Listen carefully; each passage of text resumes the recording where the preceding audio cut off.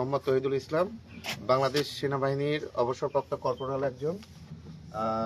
আমার বাবা মোহাম্মদ তসলিম উদ্দিন মন্ডল, যিনি হলো মানসিক প্রতিবন্ধী এবং প্রায় 8 মাস হবে, 1 বছর হবে উনি মাজা ভেঙে একদম বিছনাগতি। আপনারা পারলে সবাই গিয়ে তার ছবিটাও নিতে পারবেন, উনি এখানে আসতে পারবেন, একদম বিছনাগতি 1 বছর ধরে। তো আমার মেজো ভাই মোহাম্মদ তৌফিকুজ্জামান নুন যে কথাটা বললো যে পুকুরের ওই পাশে একটা জমি আছে, সেই জমিটা পুরাটাই আমার মেজো চাচা নিয়ে নেয়। তো বড় চাচাকে বলার পর উনি বলে যে ঠিক আছে নুন তুমি এখানে বাড়ি করো। তো উনি যখন বাড়ি করতে লেগে আমার এই মেজো চাচা, যিনি এই অভিযোগটা করছে আমার ভাই এবং চাচাদের নামে, ইনি তার জামাতাকে ফোন দেয়। জামাতা যে কোনোভাবে ঊর্ধ্বতন কর্মকর্তার সাথে ফোন দিয়ে আমার নামেও র্যাব অফিসে একটা অভিযোগ উনি দেয়। আমার কলিগ ছিল জামাল, হ্যাঁ, উনি সার্জেন্ট। তো উনি আমাকে ফোন দেয় যে তৌহিদ তোমার নামে এরকম একটা অভিযোগ আসছে, তুমি নাকি তোমার মেজো চাচাকে মারতে গেছো।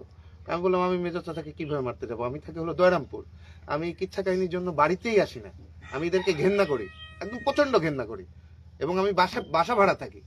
এই ঘেন্নার কারণে আমি বাসা ভাড়া থাকি আমার চাচাদের এই কীর্তিকলাপের জন্য। হ্যাঁ, তো আমি গেলাম, বললাম যে স্যার আমি তো থাকি অমুক জায়গায়। তো বললো যে তোমার নামে এরকম আবুল কালাম আজাদ তার অফিসার দিয়ে আমাকে ফোন দেওয়া হয়েছে। ওকে, ভালো। সবকিছু যখন তদন্ত করলো দেখলো যে না উদয়রামপুর থাকে, আমাকে কিছু বললো না। তো এর ভিতরে আমার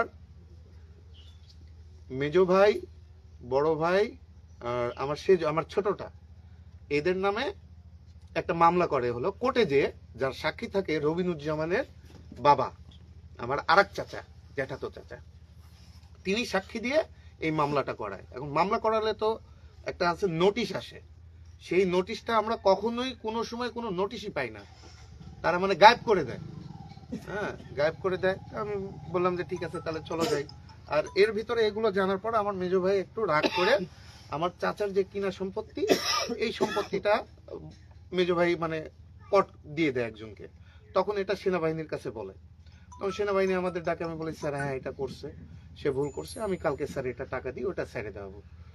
টাকা দিয়ে ছেড়ে দেওয়া হয়েছে, কিন্তু আমি কয়েকজনের নাম বলবো।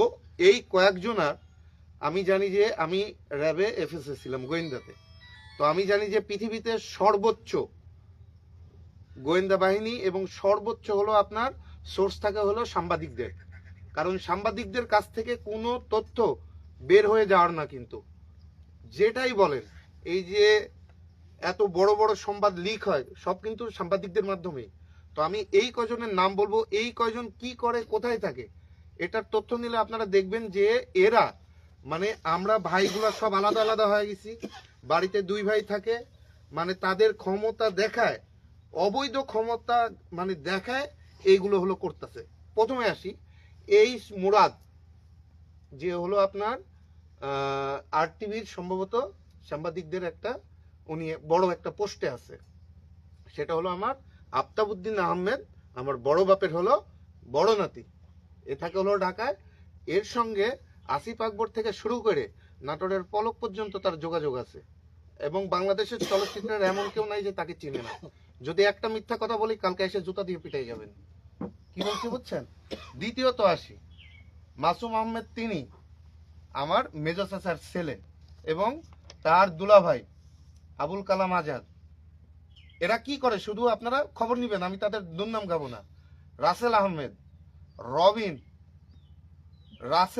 রাশেদুজ্জামান, এদেরকে আপনি খোঁজ নিবেন যে এরা কত বড় চিটার না বাটপার না ভালো মানুষ, আমি আর বলবো না।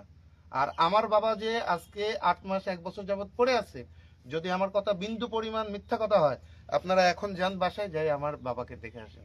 এবং এরা আজ পর্যন্ত সঠিক অর্থর হিসাব আমার বাপকে দেয়নি, আমাকে দেয়নি, আমার কোনো ভাই কাউকে দেয়নি। কারণ এটা করছে কি জানেন? আবার একটা কথা বলি, আমার বাবার 2 বউ সেনাবাহিনীর কাছে বিচার দিছে, বিচার দিয়ে বলছে স্যার ওর কিন্তু আমার ছোট ভাইয়ের হলো 2 ভাই, ওর হলো সৎ ভাই নিয়ে আসবে। আমরা 5 ভাই তো এক, আমরা 5 ভাই এক। গেছি, সেনাবাহিনীর অফিসার বলে ও আপনার সৎ ভাই না। আমি বলি আশ্চর্য ব্যাপার, সৎ ভাই মানে? ও আমার বাপের সন্তান, সৎ ভাই অভিজ্ঞ, সে আমার আপন ভাই। এই কথা এই আমার মেজর চাচা সেনাবাহিনীকে পর্যন্ত বলছে, সে এত বড়, তাহলে কোথায় বলেন?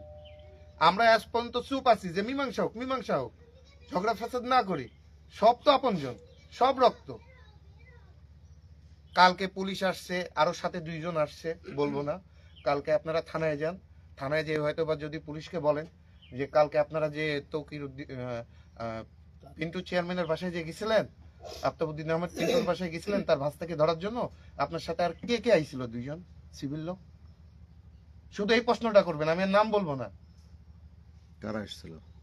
না, নাম বলবো না, নাম বললেই ঝামেলা ভাই, নাম বললেই ঝামেলা।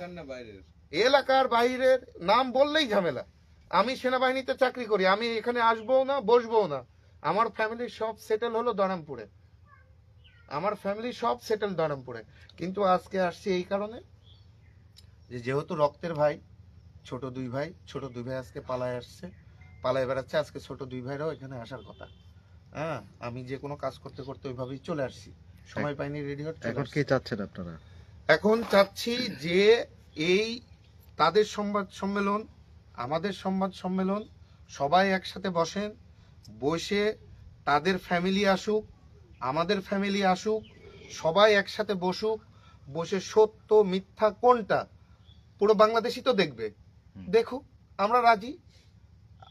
আফতাবউদ্দিন আহমেদ পিন্টু আসুক, মাহতাবউদ্দিন আহমেদ আসুক, মসলিম উদ্দিন আসুক, আরা আসুক, সবাই আসুক, সবাই এসে সবার কথা আপনি শুনেন।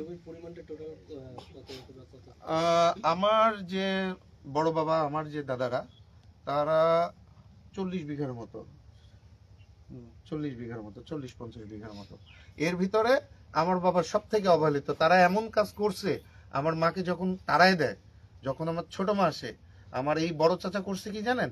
জমি একটা বিক্রি করছে, টাকা আমার কাছে আছে, কাক পড়াচ্ছি, নুনেক পড়াচ্ছি, কাক পড়াচ্ছি, তৈরেক পড়াচ্ছি। হ্যাঁ, কি করতেছ ভাই? আজকে হলো আমার ঘরে চাউল নাই। আচ্ছা ঠিক আছে, এই 1000 টাকা নিয়ে যাও, 1 বস্তা চাউল কিনে আনো। এভাবে এভাবে পুরো টাকা শেষ, তোমাদের টাকা শেষ। কিন্তু কয় টাকা পাইছি আজ পর্যন্ত হিসাব দেয়নি। যদি একটা মিথ্যা কথা বলি, আফতাবউদ্দিন আহমেদ পিন্টু আছে, যান জিজ্ঞেস করেন, এখনো আছে। মসলিম উদ্দিনই তো আছে, তাদেরকে ডেকে আনেন, দেখেন কলিজা আছে কিনা। আপনার নামে যে